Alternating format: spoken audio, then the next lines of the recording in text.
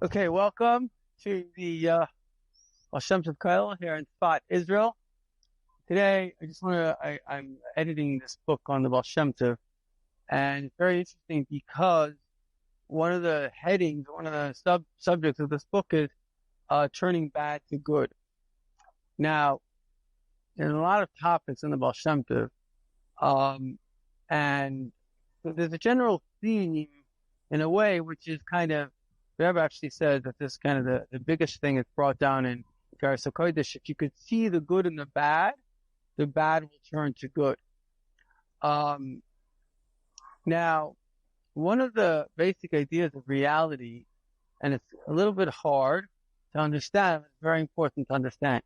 Because again, it seems like the quicker we appreciate that something is really good and not bad, the quicker it actually becomes revealed good. So basically, there's only two possibilities in life. One is it's good, and the other is that it's bad. Now, certain things are good because they feel good. And other things are bad, or we perceive them as bad because they feel bad. Now, if there's a famous story that a guy, I don't know what the issue was, and they asked, I think somebody to speak to his father, went to Shemaim, whatever. Story goes, I didn't hear it from the best source, but it's a good story anyway, so the Rebbe comes back, or the Rebbe Shemaim says that you need to speak to somebody that is on earth. Why? Because in Shemaim we understand how this bad thing is really a good thing. It's really for the benefit. And if you think about it, it says, there's no evil that comes from Hashem. Now it looks like there's a lot of evil in the world. So how do you say now, if I take my own life, for example, I think it's fair to say that nothing bad ever really happened to me. In other words, I always had a bed to sleep on. I always had food. So I would say everything that was bad was more psychologically bad than actually bad. It was bad in terms of, not like I never got sick or something, but it was never like, I mean, maybe some people do have real suffering. We're not minimizing that, but I was never in serious pain or anything like that. So I would say that it's fair to say that everything bad that occurred to me was basically psychological. In other words, it was my perception of this event being a bad thing. And in fact, it says this very clearly. Chassidus says that pain is loss. For example, person, I don't know, is digging a ditch. It's hard to dig. Meanwhile, I mean, the guy that survived the Holocaust, he went on to build homes. And he said he worked harder in his construction company than he did working for the cursed Nazis. Yeah, one was he was making money and he was happy about it. One was slave labor. So it shows that a person can be involved in something difficult and it's actually pleasant. So they get involved in something maybe even pleasant and it's difficult. So particularly today, a lot of the suffering that people go through is psychological in nature. In other words, it's the perception of the reality that is difficult to us. And if we could understand that Hashem, if you wait a second, we probably got a lot of noise on that bus.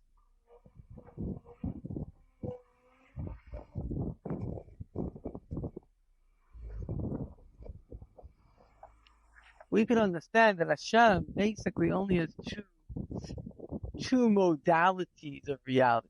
And so one modality of reality is the body. So obviously the body is a very simple mechanism. It either feels good or it doesn't feel good. Now, ironically, connected to feeling good and not feeling good is very much connected to our ego. Our ego feels good from gain and it feels bad from loss. So things that feel bad for us are mainly connected to loss. So a person can lose a job, for example. Is that actually bad or not? I remember a guy, he had a company, lost his company. I said to him, he says, no, great. He actually, he had he was a caterer in a hotel. He had a contract and the hotel kind of fired him. I was like, this is wonderful. I was just losing money, right? So it's not so simple to say that something bad that happens doesn't physically hurt the person is actually a bad thing. It's a loss based on what you consider a gain. But is it actually a loss? Or maybe it's actually a gain.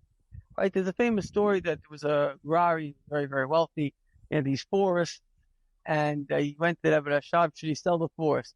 Because the price of wood was going down. He says, no, no, no. Finally says yes. And he lost the killing. He lost the fortune. And, there was a couple sitting there all speaking about the greatness of the Rebbe. One was this miracle. And he said this story. He lost all his money. So they said, so what's the miracle? He says, don't you understand that Rebbe knew that there was going to be a different loss? So he made the loss happen like this. It's a very deep, deep story. Why? Because it's true. Rebbe doesn't make people lose. Rebbe makes people win. So if a Rebbe tells someone to do something and there's even a loss involved, it's actually a win. And the same thing as Hashem. Hashem doesn't make people lose. Hashem makes people win. So it must be, if there is a loss, and it's not to say there aren't things that bother us difficult, but that loss has to be a gain, because Hashem is not in the loss business. He's in the gain business. He didn't make a world to create losses. He made a world to create gain. And so obviously the physical realm ultimately is not a realm of real gain, because once a person has their physical needs met, we're going to have a time soon. Some people, they have it already. If you watch this part of the video and you're there already, the whole purpose of life is to know Hashem.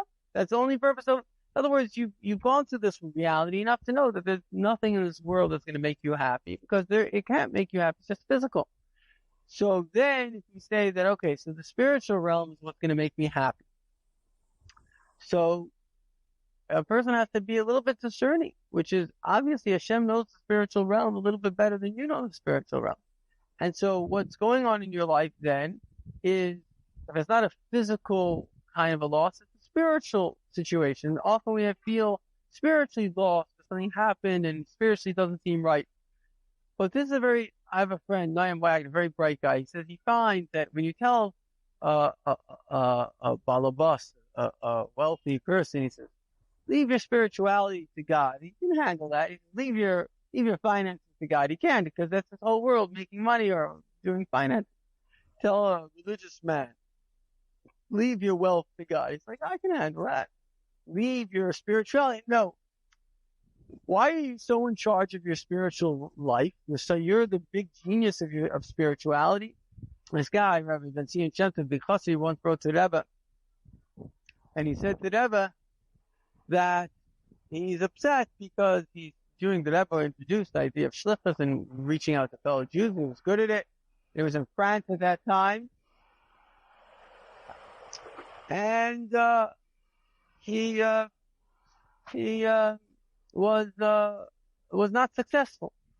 And he wrote to the Rebbe, he's upset. The Rebbe wrote back something very interesting. He said, first of all, what makes you so upset? You're doing Hashem's work. In other words, why should you be so upset about this? It's not like you're working for yourself. You're working for Hashem. In other words, when you're doing spirituality, you're helping your fellow Jew grow in his Judaism.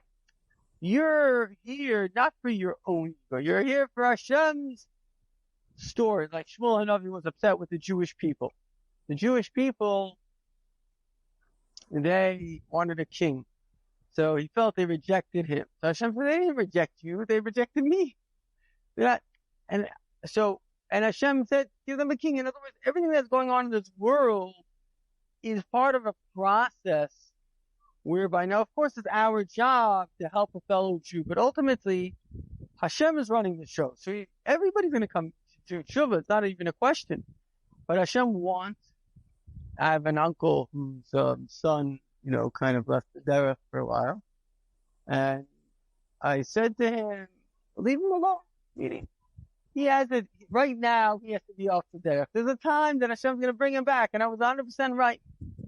And he went off, and eventually he came back, because Hashem wants everyone to do tshuva. Everyone has to.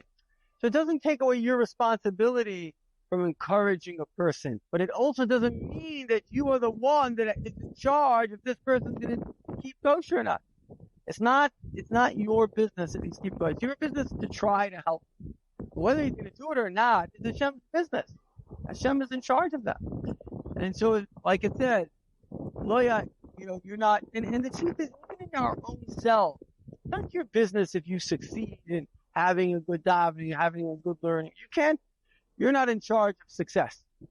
Hashem is in charge. Your business is to try. This guy, I mentioned the story before, but it's a good story. Elian Gonzalez's lawyer. So Elian Gonzalez was a little Latin, a kid from Cuba that washed ashore. Many people try to get from Cuba to America. And Castro became like a celebrity because Castro wanted him back. He was threatening America with flooding America with 1 million prisoners. And America didn't want that. There was Bill Clinton, a weak, spineless person. And then you had Democrats are like that. They're like Churchill said, that an appeaser is one who feeds a crocodile, hoping will eat him last. Very, very dangerous to have people that, I see it's very interesting.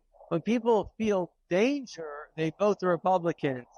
Even Churchill, they didn't allow Churchill to become the president. And Churchill was saying about the problem of Hitler for years. 10 years already he was saying about how bad Hitler was. But Chamberlain made peace with Hitler. The Meshuggah. Chamberlain was the liberal, right? And so when the bomb started to fall, so Chamberlain had to resign, and they put it. So when did they get Churchill in? When they needed him. When did they get rid of him? The moment the war finished. And this is the stupidity of people, is that they take the Republicans, they take the conservatives when they need safety. The moment they have safety, what do? They take the liberals. Why? Because they don't want, and don't tell the same thing as in Israel. The right makes Israel strong and prosperous, and then people vote in the left because we don't want someone to tell us what to do. But it doesn't work like that, because unless you have, it's like a cycle. Anyway, whatever. It's a separate story. God, I've realized that the last thing that can lead people is people. Only if you have Hashem. All of human history shows only when people follow it, tzaddik, it doesn't work. Otherwise, humans always lead each other off the cliff. But that's a separate issue. Anyway, in conclusion, the part is that Hashem is here. And with the story with the Elian Gonzalez that he was giving my brother-in-law was, he had this guy's now a judge, actually, a lawyer at that time. He was kind of fighting the U.S. It was an international case, and there was an international press coming to my brother-in-law's synagogue.